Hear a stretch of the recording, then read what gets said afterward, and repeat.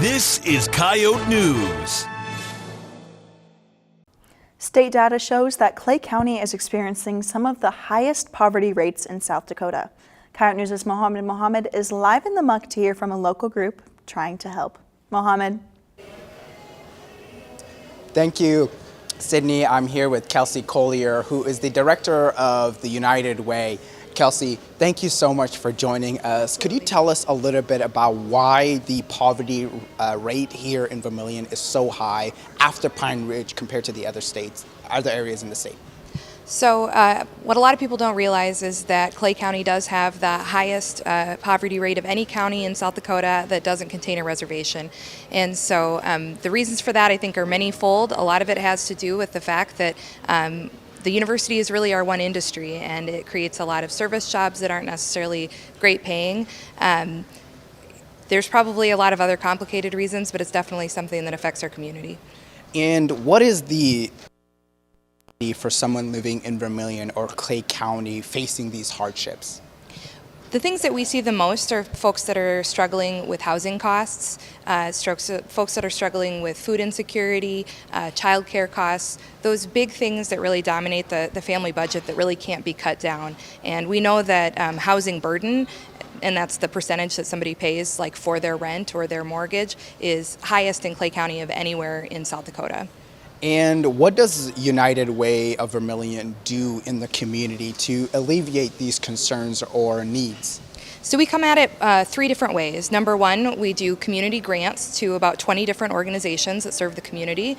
Number two, we have a number of programs ourselves, including a diaper bank, a bed bank, and a bike program. And then probably the largest thing is we operate the Community Connection Center, which is a one-stop social services hub downtown that contains a lot of different aid programs. And you just mentioned the Community Connection Center, and there's another program called the Feeding Vermilion. And out of these two programs, what have been the most impactful out of these two? So we work together very closely. United Way of Vermilion and Feeding Vermilion are kind of two hands of the same body. So the Community Connection Center houses Feeding Vermilion, and that's your Vermilion food pantry, that's your backpack program, that's your welcome table community meal. And so we provide the space for all of those things to happen, the staff to be able to carry them out, and then Feeding Vermilion is going to be the one that works with Feeding South Dakota to bring in the actual food. And what are some of the challenges you guys still face in addressing these concerns or needs?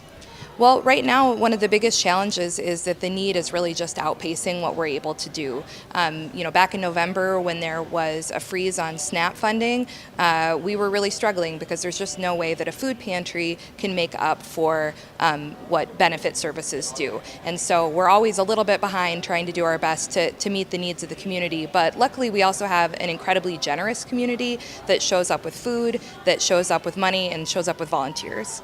How can a local resident or someone in the university community help out in these? How can we get connected to you? So we're always looking for volunteers, and we do have a lot of university students, staff, and faculty who volunteer.